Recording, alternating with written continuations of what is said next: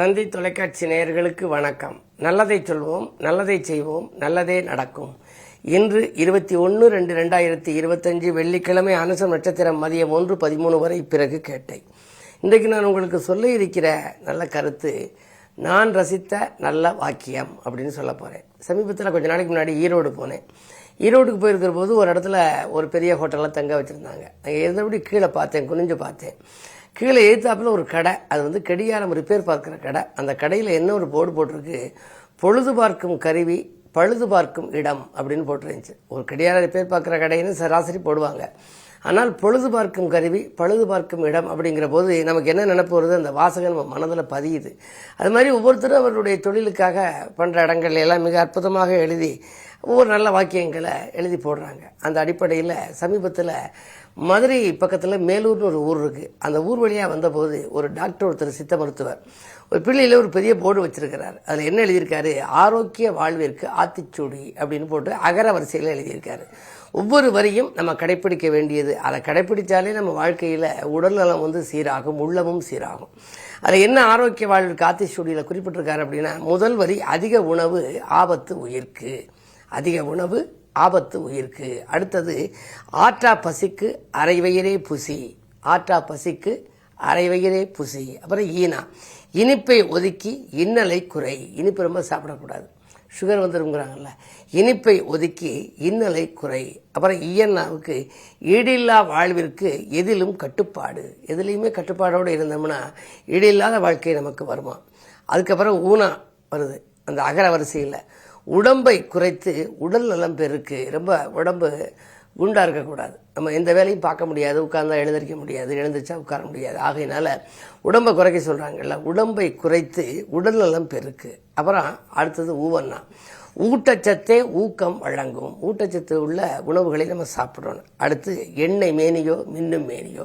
இப்படி ஆரோக்கிய வாழ்விற்கு அவர்கள் ஆத்திச்சூடியினுடைய மற்ற விவரங்கள், அதனுடைய பொருள்களை எல்லாம் தொடர்ந்து உங்களுக்கு இந்த தந்தி தொலைக்காட்சியிலே சொல்வேன் என்று சொல்லி இனி இந்திய ராசி பலன்களை இப்பொழுது உங்களுக்கு வழங்கப் போகின்றேன்.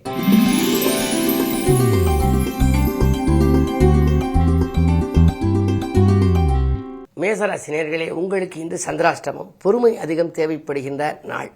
அது மட்டுமல்ல, நீங்கள் வெளியில் செல்கின்ற பொழுது செல்போன்கள் பேசிக்கொண்டு செல்ல வேண்டாம். தெருவில் செல்கின்ற பொழுது செல்வதன் மூலமாக சிக்கல்கள் வரலாம். பெண்களாக இருந்தால் சமையல் அறையில் இருக்கின்ற பொழுது மிக கவனமாக இருக்க வேண்டும். அதாவது நெருப்பருகில் இருக்கின்ற பொழுது அல்லது அரிவாள்மனையிலே காய்கறிகள் வெட்டுகின்ற பொழுதெல்லாம் ஏதாவது பிரச்சனைகள் வரலாம், காயங்கள் ஏற்படலாம்.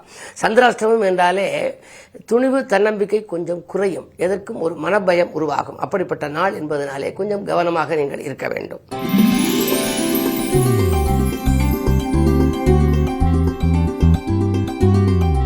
ரிஷபராசி நேயர்களே, உங்களுக்கெல்லாம் இன்று ஒரு யோகமான நாள். தேக்க நிலை மாறி தெளிவு பிறக்கின்ற நாள். அது மட்டுமல்ல, நேற்று செய்ய நினைத்த பணியை இன்று நீங்கள் செய்து முடிப்பீர்கள். குடும்பத்தில் அச்சுறுத்தலாக தோன்றிய ஒரு தகவல் இன்று ஆதாயத்தை தருவதாக அமையலாம். ராசிநாதன் சுக்கிரன் லாபஸ்தானத்தில், லாபம் சிறப்பாக இருக்கும். பொருளாதார நிலை உயரும். பொதுவாக குடும்பத்திலே பொருளாதாரம் தான் வறட்சியாக இருக்காமல் வளர்ச்சியாக இருக்க வேண்டும். அதற்கு அடிப்படை காரணமாக ராசிநாதன் உச்சம் பெற்றிருந்தால் பிரச்சனையே இல்லை. அந்த அடிப்படையில் இன்று உங்களுக்கு யோகமான நாள்.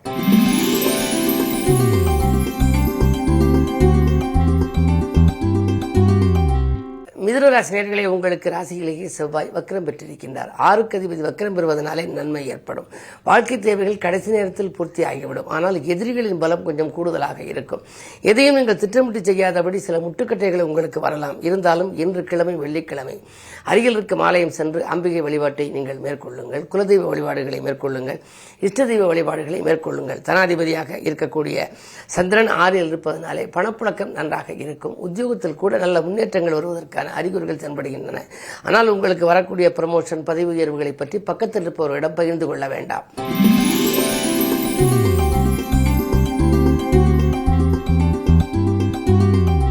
கடகராசி நேயர்களே, அஷ்டமத்தில் சனி ஆதிக்கம் இருக்கின்றது. எனவே சனியின் ஆதிக்கம் இருப்பதனாலே ஆரோக்கிய தொல்லைகள் அதிகரிக்கும். நினைத்தது நிறைவேறாமல் போகலாம். அதே நேரத்தில் உங்களுக்கு தானுண்டு தன் வேலையுண்டு என்று இருக்க வேண்டும். பிறருக்கு உதவி செய்ய போய் அது உபத்திரவமாக கூட மறையலாம். வாகனங்களில் செல்கின்ற பொழுது மிக மிக மிக கவனம் தேவை. எச்சரிக்கையோடு செல்ல வேண்டும். யாரிடமேனும் நீங்கள் பொறுப்புகளை ஒப்படைத்தால் அது நடைபெறாமல் போய் மீண்டும் உங்களுக்கே திரும்பி வரலாம். குறிப்பாக அலுவலகத்தில் மேலதிகாரிகளின் வெறுப்புக்கு ஆளாக நேரிடும். கெடுபிடி அதிகரிக்கும். அவர்கள் கொடுத்த வேலைப்பளு அதிகமாக இருக்கிறது என்று இந்த இந்த வேலையிலிருந்து நாம் விடுபடலாமா என்று கூட சிந்திக்கக்கூடிய அளவிற்கு உங்களுக்கு நடைபெறலாம். எனவே பொறுமை தேவைப்படுகின்ற நாள்.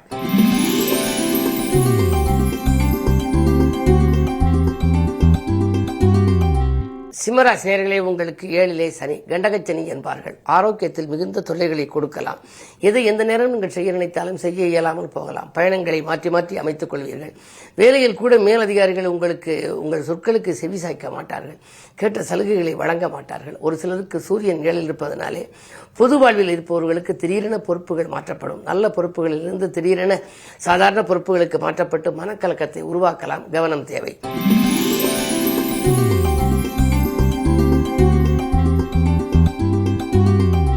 கன்னிராசி நேயர்களே, உங்களுக்கெல்லாம் இன்று நிதிநிலை உயர்கின்ற நாள். நிம்மதி கிடைக்கும். நிகழ்கால தேவைகள் படிப்படியாக உங்களுக்கு பூர்த்தியாகும்.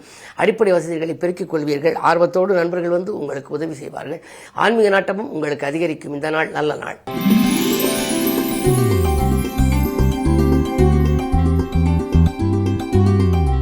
துலாம் ராசி நேயர்களே, உங்களுக்கு தொட்டது துலங்கும் நாள். தொழில் வளம் சிறப்பாக இருக்கும்.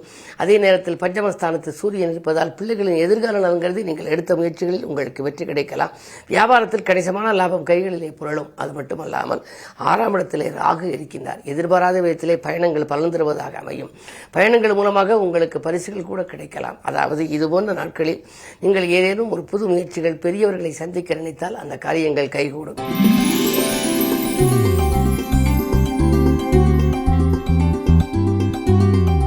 விருச்சிக ராசி நேயர்களே, உங்களுக்கெல்லாம் இன்று ஆன்மீக பயணத்தில் ஆர்வம் காட்டுகின்ற நாள். அருகில் இருப்பவர்களின் ஆதரவு திருப்திகரமாகவே இருக்கின்றது.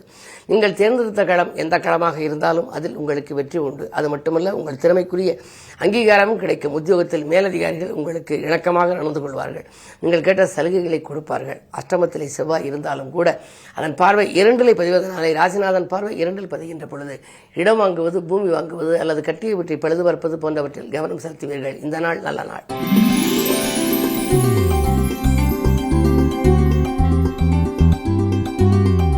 தனுசு ராசி நேயர்களே, உங்களுக்கு தைரியமும் தன்னம்பிக்கையும் கூடுகின்ற நாள்.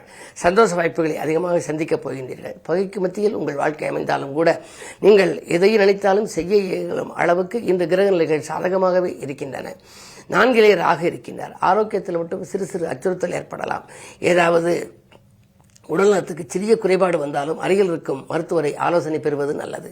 சுக்கிரன் 4ஆம் இடத்தில் இருக்கின்றார். எனவே தாய்வழி ஆதரவு உங்களுக்கு கிடைக்கலாம். தாய்வழி ஆதரவு மட்டுமல்ல, பெற்றோர்களின் ஒத்துழைப்போடு உங்களுடைய பிரச்சனைகளிலிருந்து கூட நீங்கள் விடுபடலாம். இந்த நாள் உங்களுக்கு ஒரு இனிய நாள்.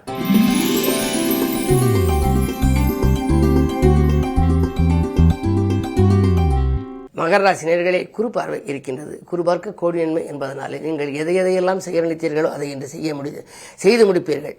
சமூகத்திலே பெரிய மனிதர்களை சந்திப்பால் உங்களுக்கு நன்மைகள் கிடைக்கும். அது மட்டுமல்ல, தொழில் கூட்டாளிகள் உங்களுக்கு இணக்கமாக நடந்து கொள்வார்கள். நீங்கள் கேட்ட விதத்திலே உங்களுக்கு பொருளாதார நிலை அதிகரிக்க என்ன செய்யலாம் என்று நீங்கள் யோசித்திருப்பீர்கள். அதற்கு நல்ல ஆலோசனைகளை சொல்வார்கள்.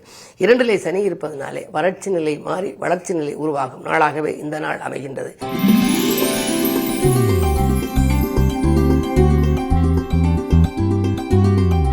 கும்பராசி நேயர்களே, இன்று அன்பு நண்பர்களின் ஆதரவு உங்களுக்கு கிடைக்கும் நாள். சுப செய்திகள் வீட்டை முற்றுகையிட்ட வண்ணமாக இருக்கும். அயல்நாடு செல்வது அல்லது அயல் மாநிலங்களில் பணிபுரிவது பற்றி நீங்கள் சிந்திப்பீர்கள். அது மட்டுமல்ல, உங்களுடைய வாழ்க்கை தேவைகள் இன்று பூர்த்தியாகும். பிரிந்து சென்றவர்கள் பிரியமுடன் வந்து இணைவார்கள். சுப செலவுகள் அதிகரிக்கும். குடும்ப நலன் கருதி ஒரு பயணம் ஒன்றை மேற்கொள்வீர்கள். அந்த பயணம் வெற்றிகரமாக அமையும் நாளாக இந்த நாள் அமைகின்றது.